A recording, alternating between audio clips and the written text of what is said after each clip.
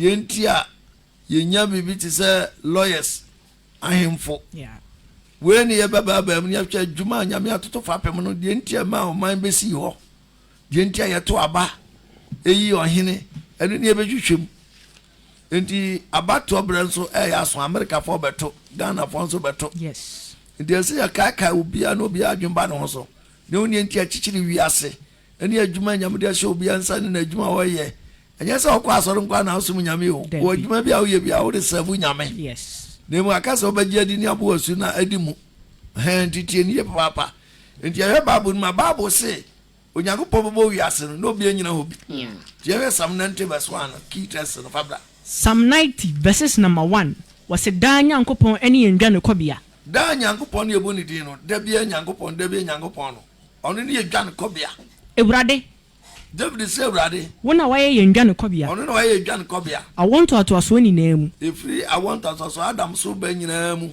wo de ono nyame de wonya enwono emmepo onya enwono mepo na wonya yi asase ni wiase die no no onya yi asase kura ni wiase adi no na ofititi achirichiri no ofititi achirichiri akosi da achirichiri da achirichiri ayo nyankopon yes odi nyankopon no de ono abori nyame ono ana bo ne ho yes what I say enti the Bible say obobo wiase onya moye no ofititi achirichiri kosi da achirichiri nyame yeah ento bi ne nchetwe bi ne nche na mu nyam yes what ono no kasa din sasi no bosa menne onyankopon yes obi eni na chibi kasem what I say enti Bible be kasem bi what I say enti o start ya no Genesis 1:1 o start ya no twade me bacho Genesis 1 verses 1 adebo emfitiase no wonyankopon bo osoro ne asase na asase ye sakasaka ne hunu na esum ewo ebun ani na nyankopon honhom butunsu ani na onyankopon ka se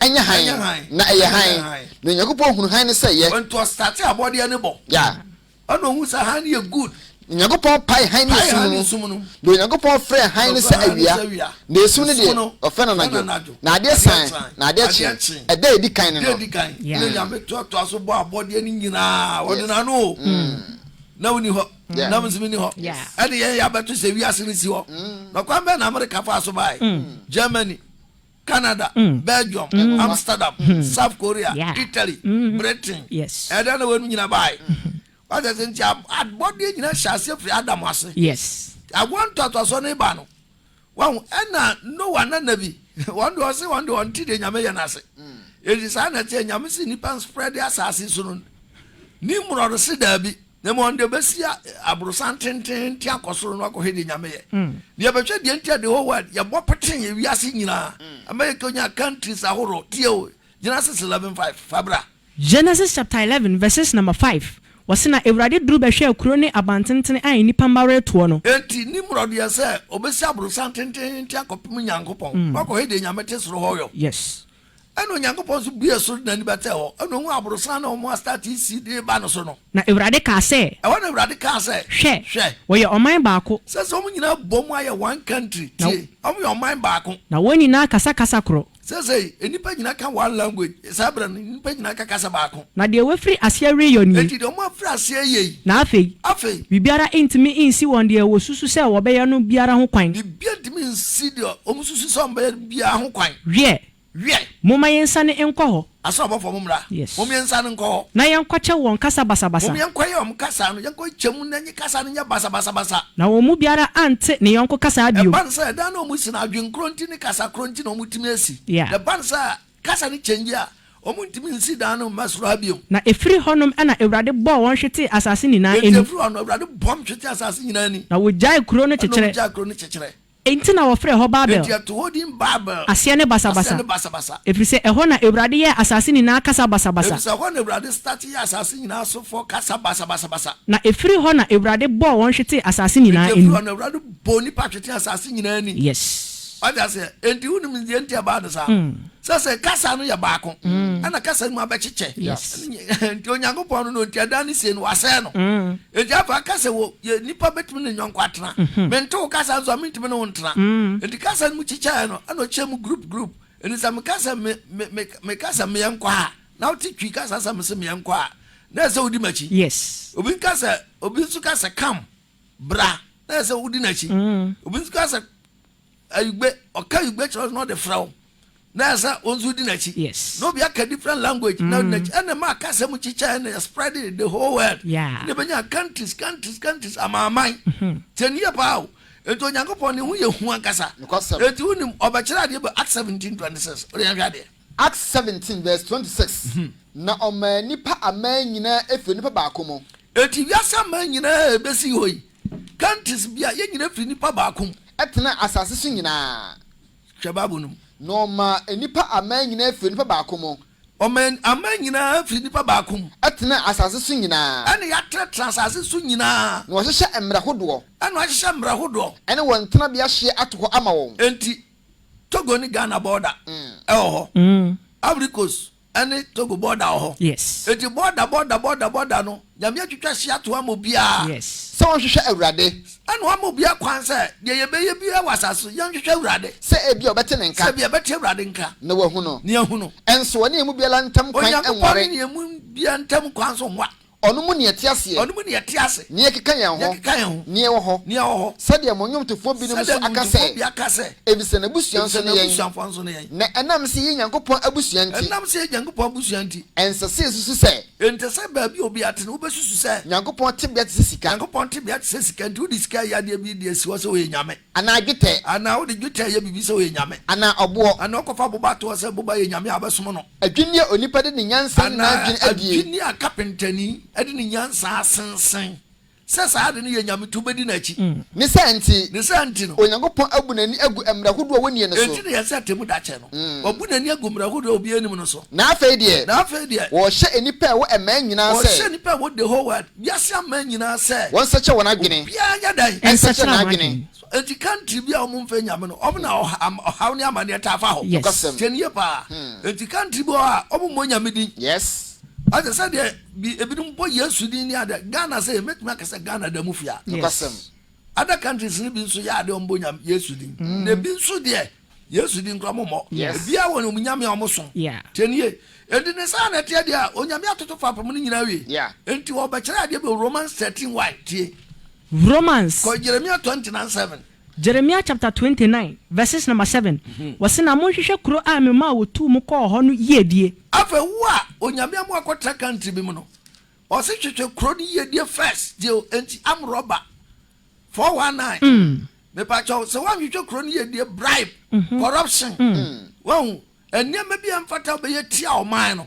Won enti dika twetwe kuro na wutimi yedie. Na mommo Ewurade mpaye ema no. Na bo Ewurade mpaye ma se kuro no. Na ne yedie mu ena mu bedi ye. Na kuro no mu ye na somdwe ba kuro no a unsu utimu a ubedi ye. Yes. What I say na kuro ni yedie. Enti na da na nipa mpesa nipa mpesa ni nua ho beto no. Unhwehwe kuro ni yedie na nso ayeye. Ena ka honko na oman sika no ba akofo de nsa bom no swan no de ko. Yes. Sika bu aye body na atia na ye mo ahye. Oba akofo atam akukuru sika ndeko. Wadofo nti abeya no oman yetimi agina. What I say enti Onyankopon ni hu ye hu. Papa. Enti ase dika twetwe kuro no a wutim ni yedie. Na ne yedie mu na mu bedi ye. Yedie mu na nso be ye. Enti kuro bu a on say omo atoto fa pom ni ye nti. Ama peace ni asomdwe wo kuro no. Ama country bu okra na chese ya se wo nkwadwuma kra abanti tia oka. Yes. Wow. Enti na chese ni yedie no hwehwe ni yedie a unsu tima wasom badwo. Enti epase ya bia hunu de nyame akanti Romans 13:1 be kase mu ati. Romans 13:1 ye ne oman ntem asem. Afa na a Christopher nso ne oman ntem asem. Afa muntie ye ne oman ntem asem. Bia utim bia tie ne oman ntem asem. Momma akra nyina emrebre won ho ase enhye tumi ewo animonyam na se. Enti akra bia bra ne ho ase enhye tumi ewo animonyam na se. Tumi biara eni ho. Tumi bia ni ho. Gidi efri Onyankopon. Gidi efri Nyankopon. Nansi tumi ewo ho no. Tumi ewo ho no. Onyankopon ana wa hye ato ho. Onyankopon na hye tumi na ato ho. Enti obiara oni tumi ni di asie no. Soldier, police, ahemfo. Chese Onyankopon atoto fapem ni nyina wie. Be lawyer, magistrate, chese order. Fire service for bibia nyame atoto bibia papapetie was na tumi biara ni ho gidi efiri Nyankopon nansi tumi ewo ho no Nyankopon no wa hyato ho enti obiara oni tumi ni di asie no enti wa ni tumi be di asie no woni di Onyankopon ahya ato ho edi asie na wona odi asie ni benya afomuo wo mo a woni se tumi ni di asie no ubenya afobuo yes what you say enti na yese respect your man penny. Yes. Respect your hene. Yeah. Respect penny bia. Papin bia jamia totono. Who's a police niba? Who say we police? Soldier ba who say soldier. The Jumani Yamana to Fapum Namo bia pepe. What I say? Enti or Chaya dear be into a choir. Can't be a fast of the mine. You have Deuteronomy 17:14. Or by Chaya said you see him. Deuteronomy chapter 17 verse 14 was it on hini ye ne na said ye. Or hini ye and na said ye. Was it him for you or more? Or my said was it a wood as I say a Bradin Uncle Ponder ma on so. And two drasses and young upon the amount set naso so can't be our set nahono. Now fat naso. And now crobia now fat naso. Now Casse. Now Casse. Messi me so hene se amanamai a wetwa me ho ehia no nyina a. Messi me so hene se da amamai a amotwa me ho ehia no obia woni he no a. Fa de Ewrade wo Nyankopon be no no esi wo so hene. Oni pa Ewrade be ponte no no. On esa odini si so hene. No nya be ponte obia ya bato. Me kire for the Onyame University fanu onu na fanu si wo so hene. Wonnuanum bi na fanu si wo so hene. Wonnuanum bi na esa odini si wo so hene. Emfa onanani bi a onye wonnua insi wo so hene. We bi na kro bi akoye ya. Ade man so abeda kromu a hinimfo no aya na de ntokwasi no. Yes. Obu a akonwa na obedi no. Oni abusuanum no mdi sika koto na free baby. Ba ono abetake control akonwa no so. Yes. E basa na man so aba. What is into so obesi hina fa wo awunua ne bi. Efi ofo nipa ne bi. Omo akonwa no ese omu transo no bi. Emfa onanani bi a onye wonnua insi wo so hene. Onanani bi a onye wonnua mfa ne kosi akonwa no so hene. Nanso omma na pongo endoso. Ana yo hene so ma o cars aponko endoso. Na oman no ensane enko Misrim. Anya so oman be kwa ho kirem. Yes. Ko na oman no ensane enko Misrim enkope aponko dodo. Ko na Ewrade aka kire mo se mo nsane emfa okwan yi so biom. Afa twa no amfa kwan bone so. Nanso oman ne yerenom endoso. Wo yo hene so a mesrew ema no. Ema no. Ema wo yerenom no so. Na nkonwa yere, na we yere, na we yere. O se wo yo hene a ema yerenom no so order from God. Yes. Ema yerenom no so. Na nakoma amane. Anya sa wakoma be mane. Sara na oma ne detani ne sika endoso pi. Wo yo hene so a mesrew, detani o sika me no so bebre. Na se otena henie edwa so a. Ana se otra wa henie akonwa no so wo yo henie ponte o se tra konwa no so a. Onhwe emran enwoma a eda asofo ni lewifo anim. Bible mu asam no hwa no wa nyam firi abrabom. Yes. Hwe emran na da asofo ni lewifo anim no. Na onhwe so entwe bi emfa. Ni entwe bi mawo. Na nso fa nyame asam fatena konwa no so. Na entra ne nchen. Ena de awreho. Ahimfo ne bi. Ahimfo ne bi. Yes. Emfa nyame asam nya hwehwe. Ebinum so ya de onyankopɔ asam so. Yes. Tieni ye kwai. Wase na se otena henie adwa no so a. Otu ahenie adwa no so a. Onhwe emran wume a eda asofo ni lewifo anim ne so. Na ontwere bi mfa. Na tro bi fa. Na entra ne nchen. Na entra nchen. Na onkenkan mu. Etifas no mission house ahimfie bia no so foto. Yes. Entombe bibi ombe bibi oman mu a ombisa sofo no o wa kire nyame akwan o ma fa so ene majority no empe nyame asem die wase na entra ne nchen na asem no ntra wo nchen na onkenkan mu na kenkan mu da bia ne nkwan na nyina nkwan na nyina na wasua Ewrade ne Nyankopon suro na sua Ewrade esuro sua Ewrade Nyankopon suro ne emre mu nsem nyina na twa mra mu nsem nyina ne ahyede yi hwe ne asudie na diso na nakoma amma ne ho so ansene ni nuanom na wakoma ankoma no so ansen nuanom na wamane emfiri emra ensem no ho no amane emfiri nyame akwan so emra nsem no ho anko nifa anabenkum na amane na aware na hiniemu wo hine no wo na aware wa hinienum onne ne mma wo ne umma ewo Israel mu ewo ga na oman bi outim period what you say eno no enti we ne Nyankopon de ahya hemfo nsa tio enti o hine bia no o kasem a kire Psalm 2 verse 10 Psalm 2 verse 10 me bacho Psalm 2 verse 10 was na afei ahemfo enti o se afei ahemfo monhuru nyansa what you say enti aponto so o yo hine a nyansa na o kan sabi nyasa kwase abo asem na o kan na mo wan fa nyame asem na wo wiase nyansa na ye kwa yes what is enti no se fa hunu nyansa no se obafa nyame asem o yo hine hunu nyansa na afei ahemfo na ahemfo nso monhuru nyansa omunhuru ya kan Bible ni yemsra na afei ahemfo monhuru nyansa asase so atemufo na judges atemufo no nso muntie afutuo wo ya judge a ensa wo kasa afa na ntini wa wieo tie afutuo nyame afutuo no ya tie bi na monsom Ewrade osuro na som Ewrade suro mu ya judge som Ewrade suro yes what you say enti ahemfo huru nyansa na atemufo nso no muntie afutuo na mun suma Ewrade osuro yes na mun fa nyame asem fa nyage pepepepepepe. Yeah. And yes, a bribe be any idea. 10 years. Into Nyamo justice papa. Into a Casim actually as of for him for Jeremiah 22 1 to 3. Jeremiah chapter 22 verses number 1. Was say wabo ahimfie for koko. Tie. Into ahimfie for no. Warning when a dama himfie for koko bonini. Was say Ewrade sie ni. Said the radican. Sane ko Yuda hinifie. See, unto us young ko Yuda hinifie. Na koka asemi e wo ho say. Yanka him for asemi ncha him for say. Tie Ewrade asem. Ahim funtie Ewrade asem. Yuda hene a wote David akonya so no. Yuda hene a wote David akonya so. Wone won ko ane woman a wafa aprimu ebe mu no. Wone won ko ane woman yomfa primu be wuram. Se Ewrade sie nie. Se Ewrade ka tra himfie ni. Wose mumu atentene ne. Wow, asem bi ba himfie ona mo ka. Mumu atentene. Na monya de tenene. Na monya de tenene. Na munyi dia wafom no afa infri omimfo insem. Na munyi dia yafom na afa no. Obi a yesisi no no. Dia yagina saase no. Dia yetia de fa ahudie so no. Monyi infri omimfo, osisifo no. Dia wose o din na o de takashe. Etua bribe no. E ka onipa na odi bem na hye no. Monyi infri omimfo no nsem. Na ohoho no hoho ewusia ene okunafo munhum won so munhom so mummo won etrimoden na moja a edibem so na moja edibem no munhwie engu muntwitwa mo asa e wa ha yes what I say enti me ka kira mo anse de ya twono no wan faso a e de asamba braw ni pa enti yakoba budum a Amos 2:6 bakasim Amos 2:6 and 7 no me ba cho Amos chapter 2 verses number 6. Amos chapter 2 Amos 2:6 verses sa Ewrade sie ni. Ewrade na kan Israel mumuyo miensa ane 90. Wasi Israel mumuyo miensa ane 90. Mere nane na sotwen no. Wasi asotwe bi de nipa so onane no. Sa oton otini ni agigite. Na mpaboa nti. Oton ohiani. Ko was one kondo mobroni atifi dotie. Wan obu ane kondo mobroni atifi dotie. Chese obi brekra o mind no penalty konso asanse obrenum. So obi akoto asase pa na asase obi na twen. Na kata wo hiani asase ho.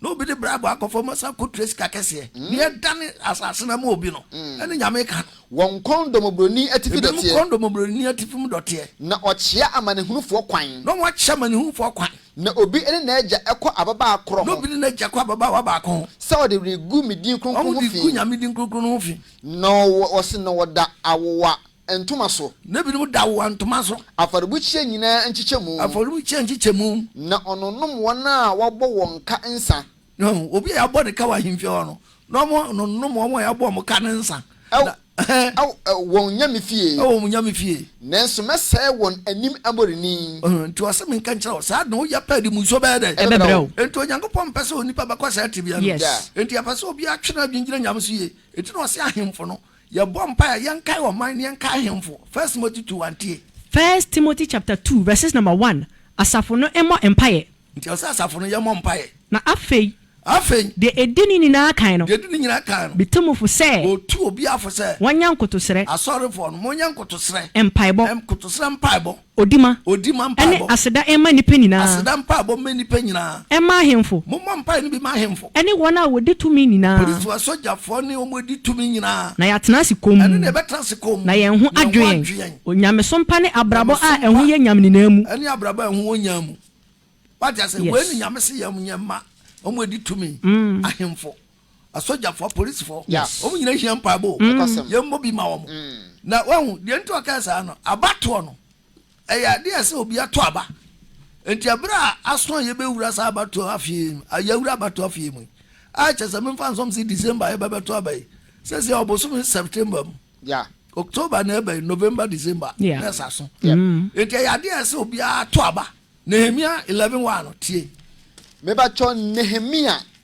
chapter 11 verses number 1 enkromfo ani enkurasefo enti abaye batu ya tu no nkrom ni nkurase enti nkromfo ni nkurasefo wasna oman no asafo hene no etena Jerusalem oso oman na asafo hene no omo tena Jerusalem biribi na oman no nka ye atwi ntonto ana oman nka ye atwi ntonto entonto ni abato no to oman nka ye atwi ntonto se odi enipa dumu baako ebetena Jerusalem omo de enipa dumu baako ana betena Jerusalem enti parties no dozo me da ya mintimi mobo I just said party no yabebo. Yes. NDC ka ho, MPP ka ho. Yes. And why CPP. PPP. Yes. Just a bebre. And you premu baako. Yeah. Oh, atena akonya no so. Yes. Quite. Was na oman no nka ya twintonto. Sa odi nipa du baako ebetena Jerusalem. Omudi nipa du mu baako, edu no mu baako. Ebetena Jerusalem. Krokunkun no mu. Na baako no atena enkro mu. Na enkaye no ya cheche. Won say your ministers. Almost ye say baako no wi a. Ni ya cheche o mo aka no so ama region said the bear ombebo mampani no na dwumade na koso. Yeah. Was no man ensha emmarema oyi won yam say. Wore betena Jerusalem ni nyina.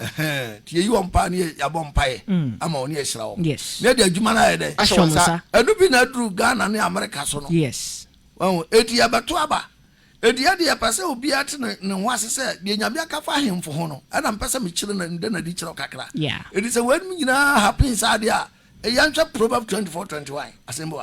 Proverbs chapter 24 verse 21. Wasemeba.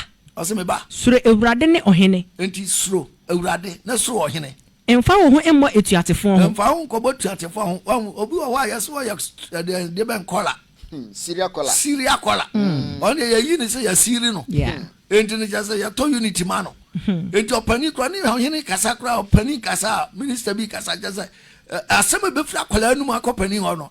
Na ebon na wan sengo so ento asem nka nkyira wo se meba suro Ewurade ne ohene emfa wo ho emmo etuatefo ho emfa wo nkobo tuatefo ho na impofrim na amane afiri won ho beba se nkrofo no impofrim na amane afiri won ho ba na oseye a ebefiri won beenu ho no oseye ebefiri won beenu ho no hwan no nim enti hwe ho ye yes emfa wo nkohye sa ne manum ana nsankrofo nso a mo choro nsam akese no so enti wo twa Isaiah chapter 10 verse 1 meba cho Isaiah chapter 10 verses number 1 wasi atemwo bone asotwen koi wasi wonue wasi wo munue o wona ohhehye ahyede huhuo o mo hyehyɛ ahyede huhuo o hyehyɛ plane ahyehye huhuo no ahyehye ene atwerefo otwere musuo ene atwerefo mo twere musuo se obedane ahiafo afi atentrene ho obedane ahiafo asem afi atentrene ho no wakyia memman mu emaborofo atamuo no wakyia man mu maborofo atamuo na akunafo adane won asade na kunafo adane won asade na wafom enwusia afa wafom enwusia afa na mobɛyɛ den asotwen da no na sɛ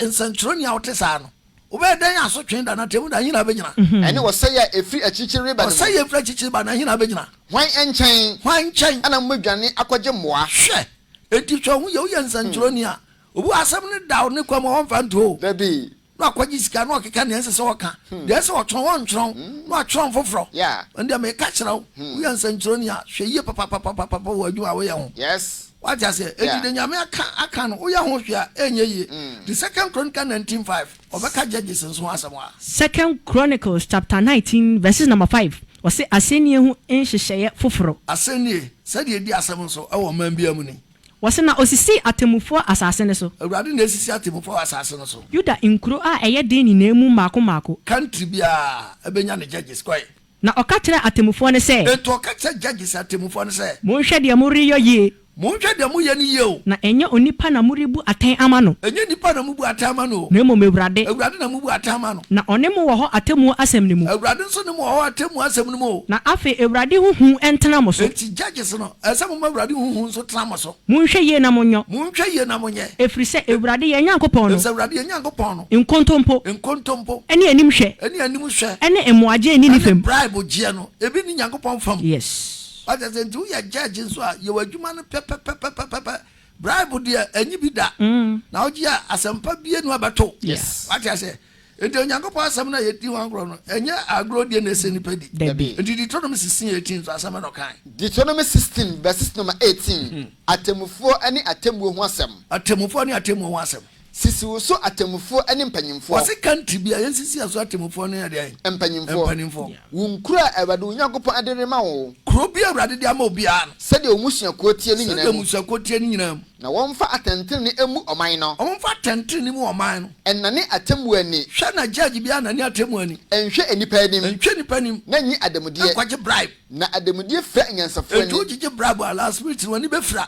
na dane tene nsɛm ani butu ɛna dane tene asɛm ani na butu de obi odi bem no bo ho anakyea na butu Asamtrene achi echi na judges no muni no wanya nkwa na mama nya nkwa no akofa asase awade Onyankopon ade ma wono so heaven na brade ka no nso atimi ayede akobi yes ati say enti na gese nyame mpese obi abedi ebubu ntancha enti a police for ne soldier for ene o maka Luke 3:12 ka se mi so kire o Luke chapter 3 verses number 12 wase na tojefo nso lampo krachefo amu titi take it o market no nso mu de ani na tojefo nso ba se ombo wonesu tojefo ba se Yesu momosu na oka kire no se anom ka kire Yesu se kire ede na yenyo ya ji asem na de na de na yenye na oka kire won se waje nkwa ana Yesu ka kire om se munye enchane de wetwa ato ho no munye enchane de yetwa to take it na motete no munye mo print bi anche mo bag no na asrafo ni so ebisa no se soja fo na police fo ko bisa Yesu se hian so yanya den masa ya ji asem na de yan so yanya den no waje nkwa na oka kire won se Yesu ka kire police fo na soja fo se